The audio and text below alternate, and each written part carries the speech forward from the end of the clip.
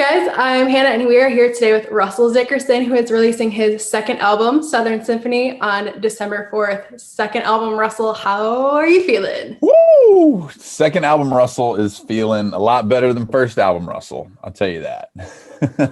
Man, I mean, you're coming into this one like pretty hot. You had 3 number ones on your last album and the lead single, Love You Like I Used to, another number one. Was there any pressure or were you kind of just going to do your thing? I mean, both really. Like, I'm gonna do my thing regardless. But the fact that you get 3 in a row off the first album, there is that pressure going into the second album. But I was confident in the music that I created for album 2 from the beginning, and so just the fact that we landed a 2-week number 1 off of the second album just to kick it off is like. That's the best thing that I could possibly ask for is just a big old 2-week number 1 first single, just to kind of get any sophomore slump, anything like that out of the way. So yes, there will be no sophomore slump here. So tell me about like what we can expect from the album. I'm so excited to hear it. I know your fans are excited to hear it. So what are we gonna get? It's still that same Russell Dickerson energy from top to bottom. But it's like there's a lot more depth to this album. There's a lot more storytelling. There's a lot more of just me going a little deeper, like back into my childhood with the title track, Southern Symphony. That song, starts with my childhood and just goes through all the memories that I have growing up of, the first line is where I come from. We wash up before supper. You don't talk back to your mother or you get your butt worn out. So just like, I was born and raised in the South, and that's kind of why that song is called and the album is called Southern Symphony. Is just that's where I came from, and that's how I was raised, and it's just kind of a nostalgic song that goes a little deeper. Yeah, I love that because I know your first album was like a love letter to your wife. So this one, it's nice that you're kind of exploring some new stuff. Yeah, and the first album is titled Yours, and so there was those love songs, but then there's like Billions and like the fun, goofy like Float and stuff like that, and this one is a little more, I don't know. It's just more mature, I guess. I don't know. Yeah. But not too mature. Just like a little bit. Just a little bit more mature. Not, you can still have a RD party all day. Oh, 100%. Yeah. Can't wait to get back to the RD party. Cannot wait. So did you have to work on this during quarantine? Were you kind of already done with it before? Like, how did that work out? We got all the big stuff done, like all the stuff in the big studio. We got all that done before quarantine. And so my producer, Dan Huff, literally lives 15 seconds away. So I could like roller skated there. You know what I mean? Like not even rollerblade, like Brentwood Skate Center roller skated over to his house to sing all my vocals. So that's what I did. Just hopped over there and finish up the album. Literally, like I mixed my album on these headphones via internet, and I don't know. It's just awesome that quarantine allowed us to really take a little more time to dig deep into what Southern Symphony, the album's gonna sound like. For sure. And so you've got a collaboration on here with Florida Georgia Line, who I know you have like been friends with for a while. So why was like now the right time to work with them, and why was this the right song to collaborate with them on? They wouldn't work with me until I was famous enough. That is no, I'm just kidding. First of all, we go way back to like 2008, 2009, where they came to one of my shows. We started writing songs together, and I was just on one of their Apple radio show, and they were like, "Man, we remember you got your publishing deal before we did," and we were like so pumped. And, we've just been big fans of each other for over a decade now. And, I don't know. First album, it wasn't right. But the second album, I just wanted to like hold that chip in my pocket as long as I could.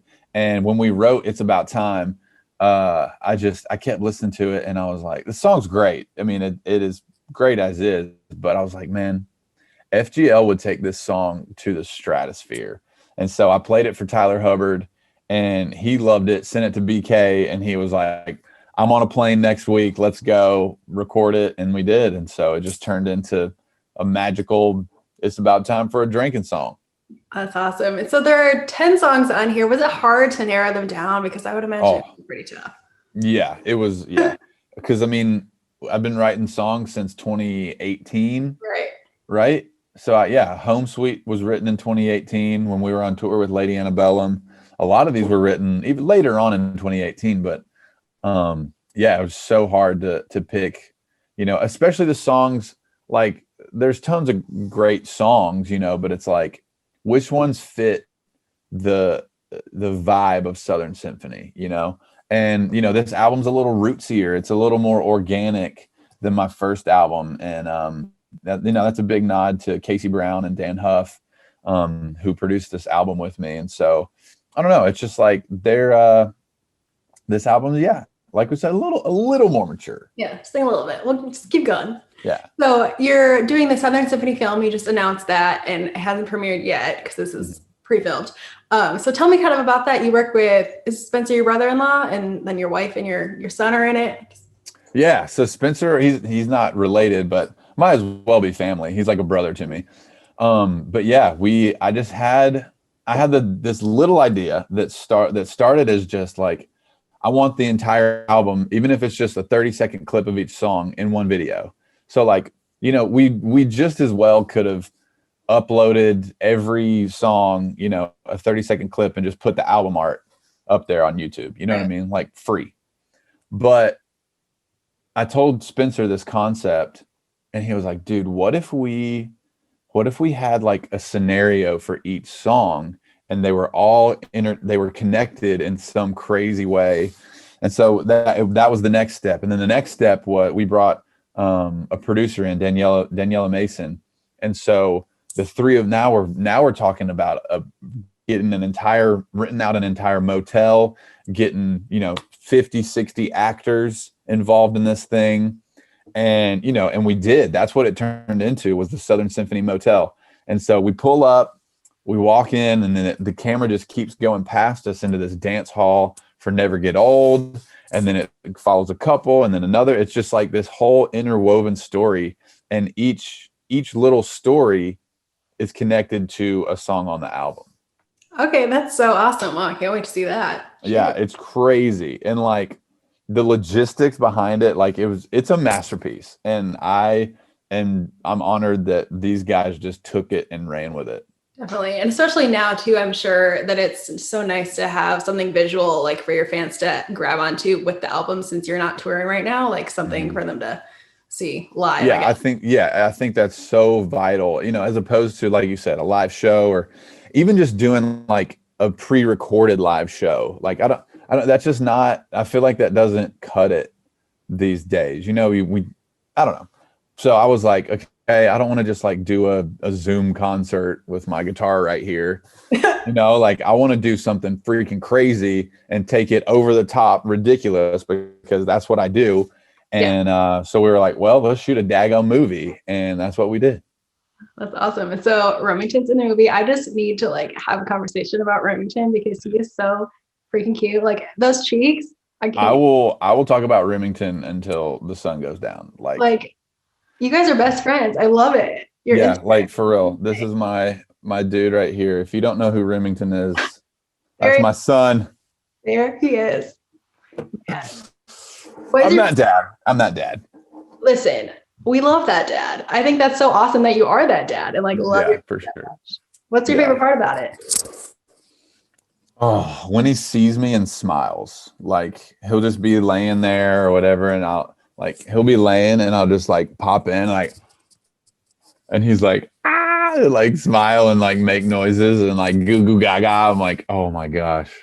And like my heart just explodes every time. It's crazy. Oh, stinking cute. So how long do you think it's going to take him before he can like recognize dad's music a little bit? I know you've got him watching the shows, but has he? Yeah, I know he's watching the shows, and I mean, we're like, if we're driving in the car and he's like inconsolable crying, I'll just put on Southern Symphony, and because it's kind of chill acoustic guitar, and I'll just crank it, and 9 times out of 10 he'll just chill out and just vibe to that song. Really, maybe fall asleep. Nice. Okay, parents out there, this is a good tip for you guys. Yeah, this is a great tip with your kids. Stream Southern Symphony in the car with your kids if they're acting up. Yes. So I know it like obviously hasn't been ideal to be off the road this year for anybody, but for you, it must have been kind of like a little bit of silver lining because you've been able to spend all this time with Remington because he's what, 2 months old? I mean, Yeah. Oh, biggest blessing in the entire world. Just to like, I mean, because my wife, we found out we're pregnant January 1st, New Year's Day, found out pregnant. And then what shutdown was in March. So from March to September, I got to be with my pregnant wife at home, wake it like even by the third week of quarantine, that was the most I'd slept. We'd slept in our bed that many consecutive nights since like 2014, you know what I mean? wow. And so it was just like it's been such a sweet time to be there for her. And then now obviously with little Rim Dog just crawling, and they're not crawling around, but he's crawling around our hearts. And I wouldn't trade, you know, for what this year was. I mean, we had huge tours lined up. You know, we were supposed to tour with Kelsey Ballerini. I don't even know if I could say that, but yeah, I didn't know that. I know. So we were supposed to do that. That got canceled, and you know, it's just like, but I wouldn't trade it now. Like I would not trade this time. Definitely. But when you do get back out there, is Remington going to join the RD party? 100%. Oh, he's gonna run the RD party. He's gonna be the star. Yeah. So we gotta, once we get back out there, we gotta get a crib put in our bus and everything. Like that's real right there. Definitely. Oh, well, I'm so stoked for that. But in the meantime, everybody stream Southern Symphony and we'll see you on the road. Thank you, Russell, for calling. Yes. Thank you so much. Appreciate you, Hannah.